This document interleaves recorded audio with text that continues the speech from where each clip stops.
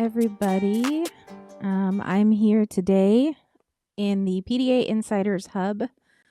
I have been doing my series on repairing the net, which is my burnout strategy that I've used for myself and my family.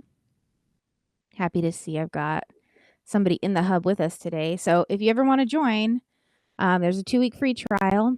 You also get it free when you do coaching with me or with any master classes we do. So my Repairing the Net series, as I said, has been my burnout strategy that I have used to help myself and my kids.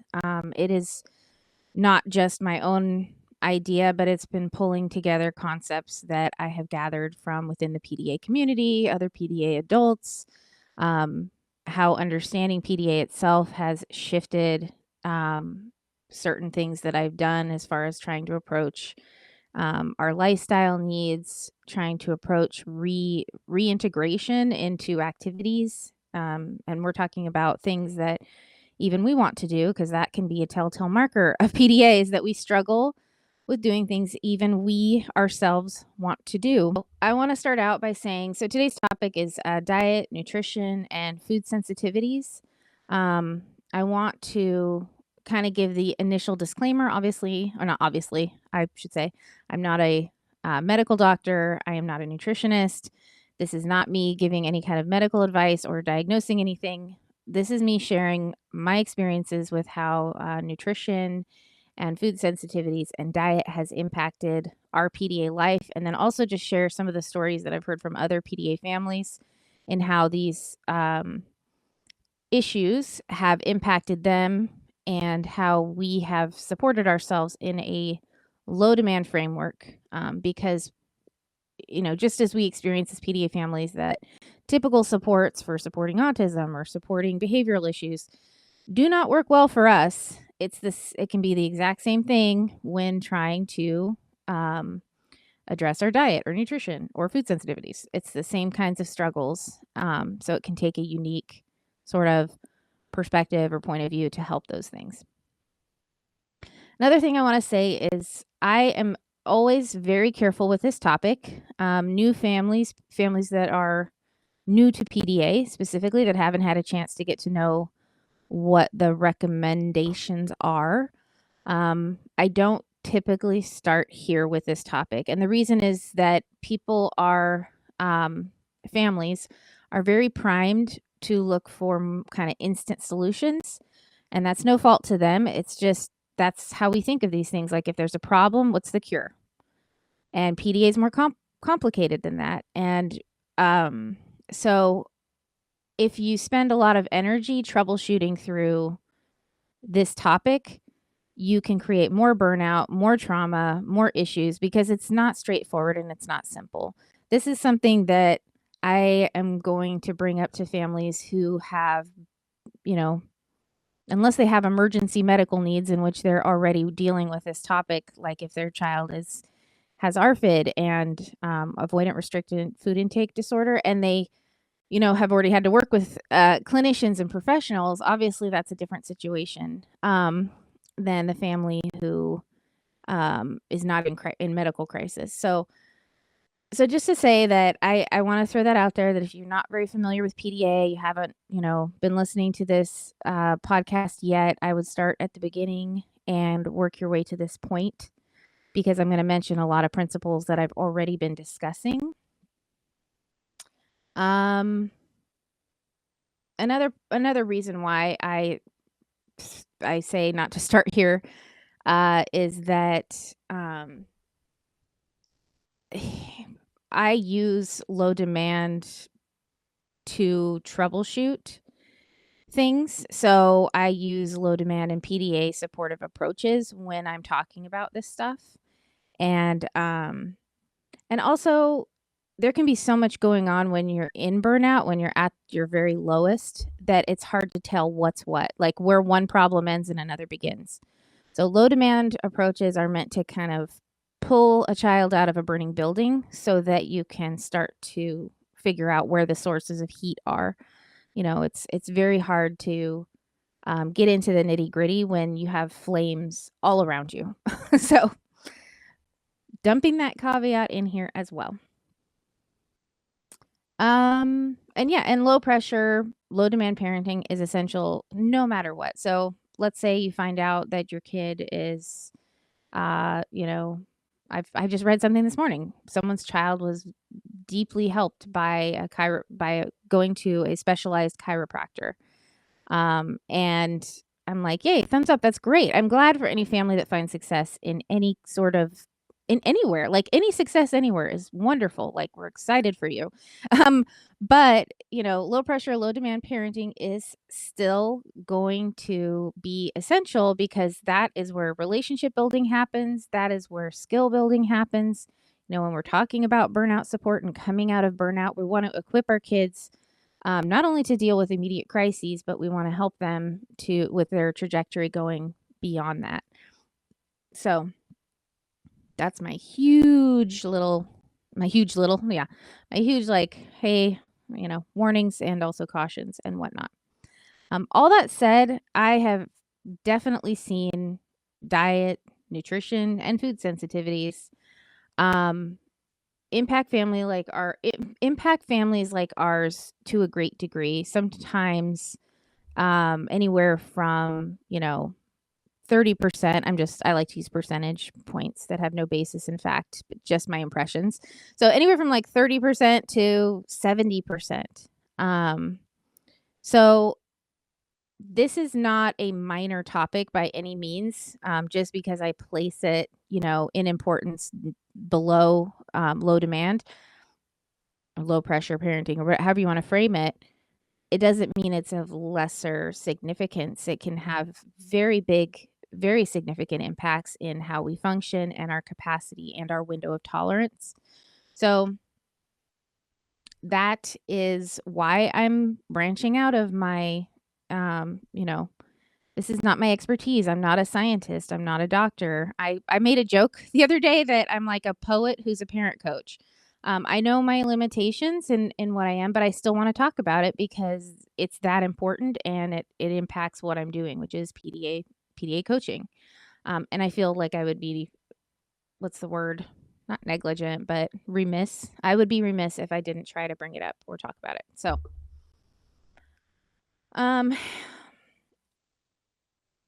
so what are we talking about exactly? What am I saying?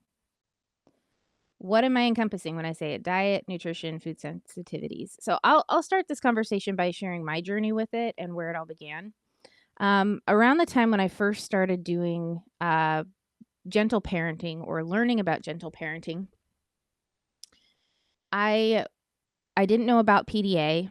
All I was doing was I had found a group where I felt like their approaches were very kind and considerate, and it really resonated with me that we want to troubleshoot problems. We don't just want to extinguish them with discipline. At the time, I was struggling a lot with losing my own temper. There were sleep issues that I think at the time he was 6 or 7. He was having a lot of sleep issues. And it was driving me crazy because I could not find a resolution, and I would just like yell. It'd be middle of the night, worst time for me, and I would yell at him. And I got to the point where I just was like, I could see that just continually pushing this button of threats and fear was not getting the results I was hoping for. And in fact, it felt like it was creating more problems.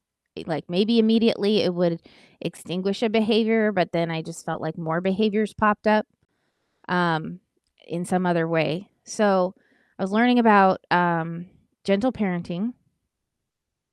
And then I was also, I had a conversation with my sister-in-law who shared that she got genetic testing done and found that they had the MTHFR gene variant. And that it was suggested that she take a different kind of B vitamin because it could impact how she absorbed Bs, which could impact her mood and regulation. And so at the time she was sharing this with my ex in mind because my ex, they're siblings. But as soon as she started talking about it, I was like, oh my gosh, my 6-year-old. I'm like, oh my gosh. So I took her recommendations and I just made the changes. I didn't get tested. This was like right after COVID started, so it was very difficult. Plus, I hate appointments, honestly. I just loathe them. And when I started taking methylated Bs and offered them to my 6-year-old and started making some changes in what he was eating, just minor stuff, very minor, not big. I saw a difference within 2 days, and that was like, wow, okay, I'm sold. Like I believe I'm a believer. Um, and since then, I haven't been, compulsive about trying things. But when I hear feedback from someone I trust, or when I hear, yeah, like basically it has to be through someone that I trust for me to try something because there's just so much information out there and I don't know how to navigate it. So, yeah, finding what I consider now a valid naturopath is a route to go. That's who my sister-in-law had seen. And then even as I talk today about some of the ways that I've been helping myself and my kids, I have connection. I'm friends now with Dr. Z. She's on socials as the Spectrum, and yeah, it goes by the Dr. Z as her social handle on some things. Anyway, so her and I have been talking a lot about these things, and I'm going to try to be as succinct as possible while hitting, the highlights here. So that was where it started for me. And then also I made the changes to my diet because I was curious, and I went from feeling sick, like my body felt sickly ill. I could tell I wasn't really sick with a cold, but I felt physically ill, to just making that shift to B vitamins in how I was absorbing my B vitamins, and I felt much better. So this can be significant in how well we feel, which then impacts our capacity, which then impacts our demand avoidance and our mood and what triggers us. So we still have our unique triggers as PDA individuals. I'm still PDA, even if I have more energy and clear thinking. But I am able to do more things because of it. So,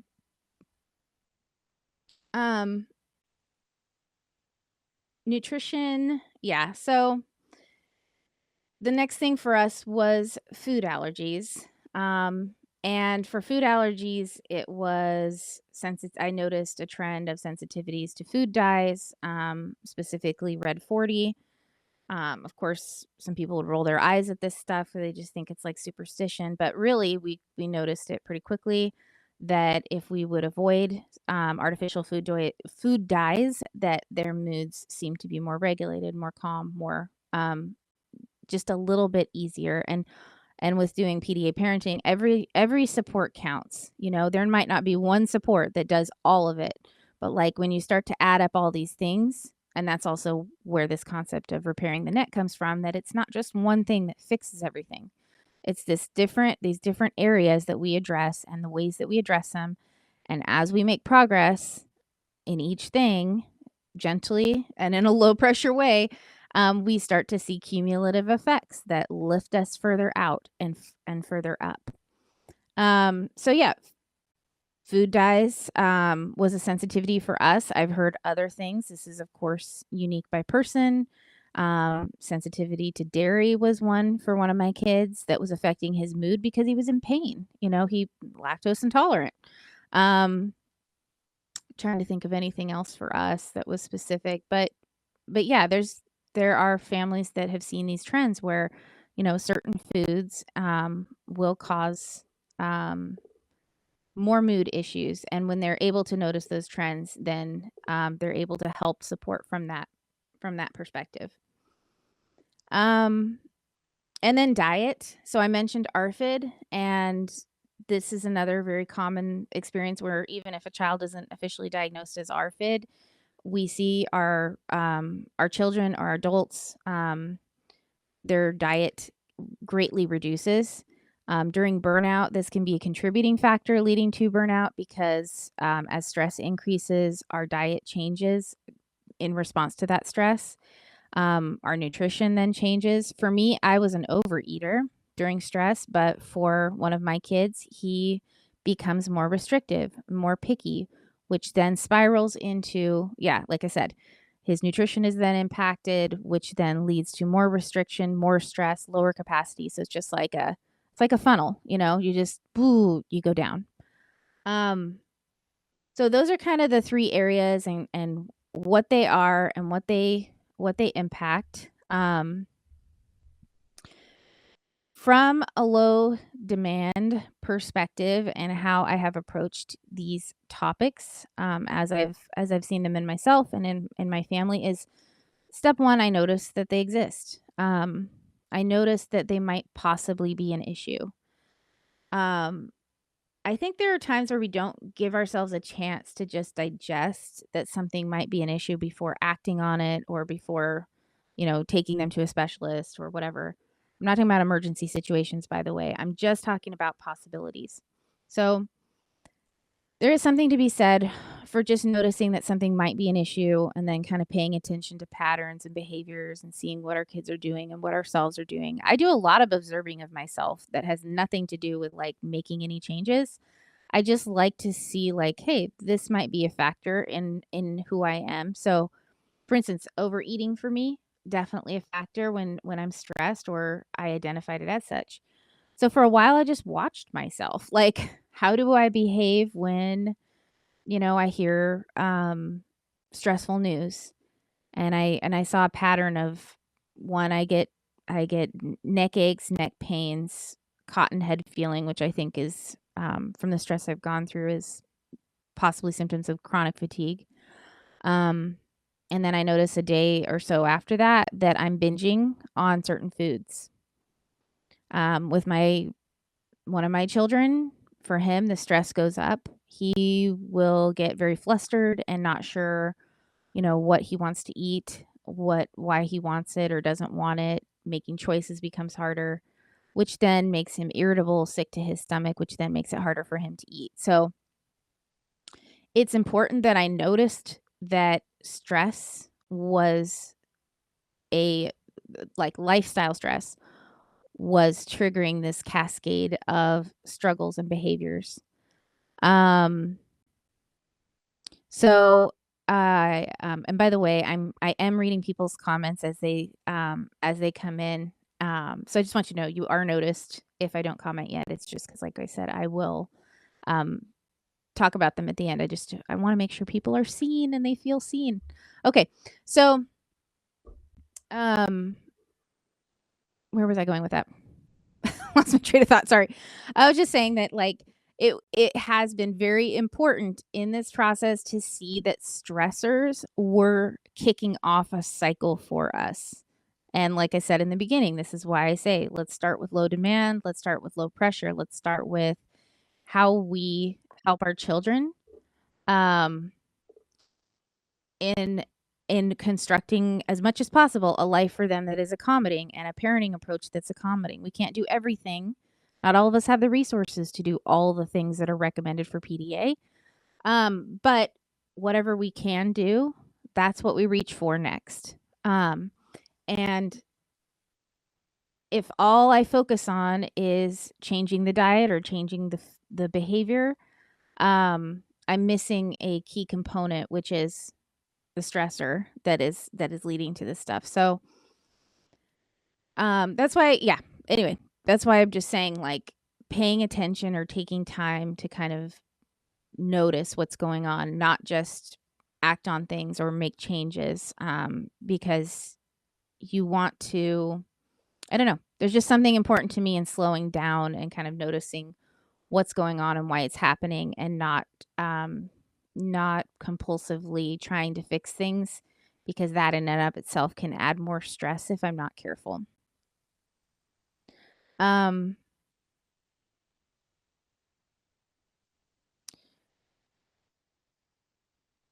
so ARFID, I guess this was this was my master class yesterday. I was talking a little bit about ARFID, some of the low demand ways that I have, heard through, um, trainings that I've gone through and experiences with my kids.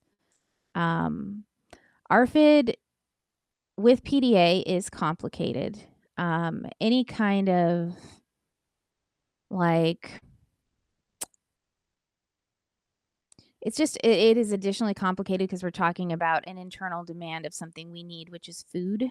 And not wanting to make the food a more triggering topic when it comes to diet and nutrition. So with ARFID specifically and the restrictive eating pattern, my focus has been twofold. One was finding ways to supplement nutrition to help kind of expand that window of tolerance that was not stressful.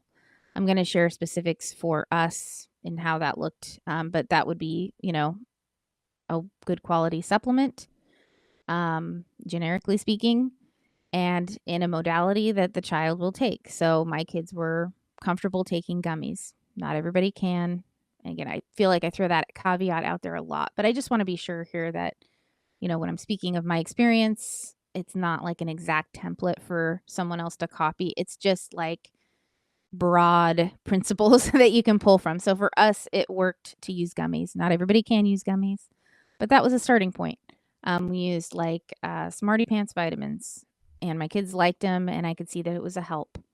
So that was a starting point to help supplement the nutrition aspect. And then with food, it was offering options in a low pressure way and offering food in a low demand way. Not asking too many questions, noticing patterns and predicting possibilities, and just making food and offering it, sometimes without any words. I'm a big believer that like when with my kids, they tend to do best if I assume things are going to go well, but have a plan in mind if they don't. So I assume, yesterday my kid was not really wanting to go to where we were going, or at least initially the response was no in PDA fashion. So there can be an initial no that can be confusing for parents and be confusing when you're trying to support a child or whatever. So I find it easier if I just offer something and I'll like set it down in front of them and then I go, here you go. But then if I get a response for something else, then we pivot. But it drops some of those initial demands that come along with eating, that come along with decision making. It just cuts a lot of that. It cuts a lot of the beginning stuff out so that you're not weighted down right from the get go. And I'll be honest, I'm still working on this with my 11-year-old. So he'll say he's hungry and we look at each other like, okay, am I going to have to read off a list? Cause that's demanding for me. I get a little bit triggered by it, but he's hungry, so we're finding workarounds to that. And that is one of the ways where I'll just try something. I'll make it. If not, maybe I'll eat it or I'll put it in the fridge for later. So that's kind of from a low demand perspective is, offering choices that are just there, food that's available for grazing, that they can choose to have whenever they want, that it's nearby, it's easy access.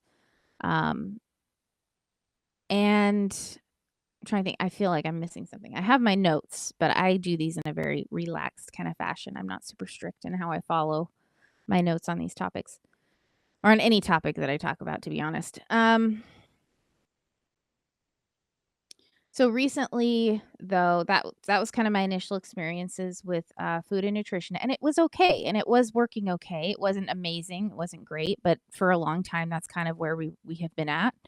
And as we're coming a little further out of burnout, I had, I mentioned Z, Dr. Z, and she reached out to me and she shared specifically Hardy Nutritional's daily essential nutrients.